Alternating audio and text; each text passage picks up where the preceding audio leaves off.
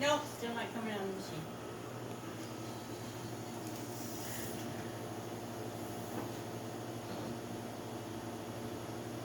From this distant vantage point, the Earth might not seem of any particular interest.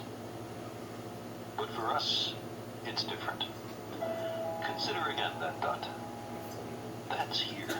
That's home. That's us. On it, everyone you love, everyone you know, everyone you ever heard of, every human being who ever was, lived out their lives. The aggregate of our joy and suffering. Thousands of confident religions, ideologies, and economic doctrines. Every hunter and forager, every hero and coward, every creator and destroyer of civilization.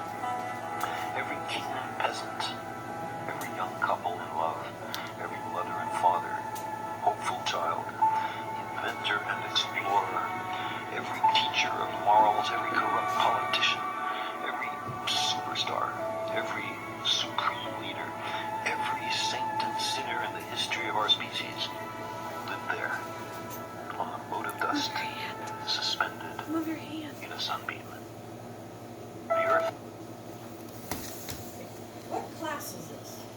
Carl Sagan, a great man and brilliant astronomer, tried throughout his life to make people see the Earth for what it is, a pale blue dot floating on a sunbeam. His message of humanity and global unity is more important now than ever, that humanity is facing the largest and toughest trial it has ever seen, man-made climate change.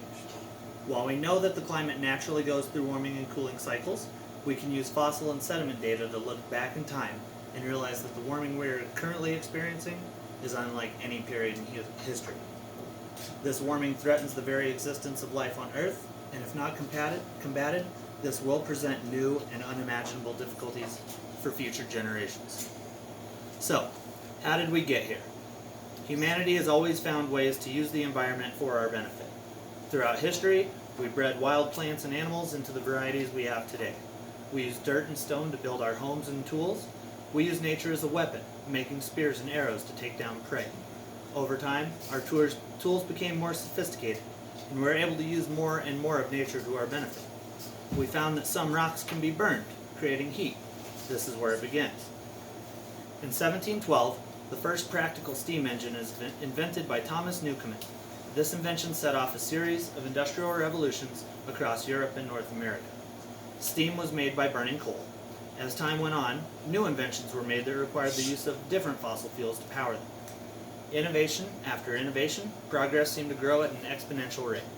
By the mid-1900s, new fuels had been discovered and worldwide energy use was peaking. People were beginning to wake up to the dangers that we were facing. So, why are we still debating this? According to Greenpeace.org, Big Oil has a history of trying to suppress the data on climate change.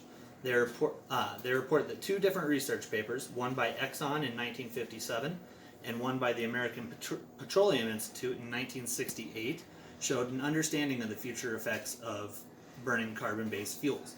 The Exxon paper stated that although appreciable amounts of carbon dioxide have undoubtedly been added from soils by tilling of land, apparently a much greater amount has resulted from the combustion of fossil fuels. This suppression of data continues to this day, mostly in the form of campaign contributions to favorable lawmakers. What can I do about this? Not everyone can go out and buy solar panels. Not everyone can go buy a new electric car.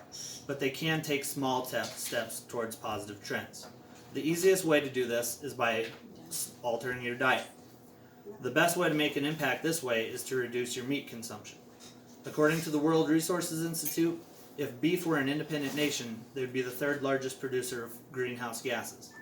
And they also state that 25% of the usable land mass on Earth is used for grazing lands. So what can we do about this as a group? Communities around the country are already changing the way they operate.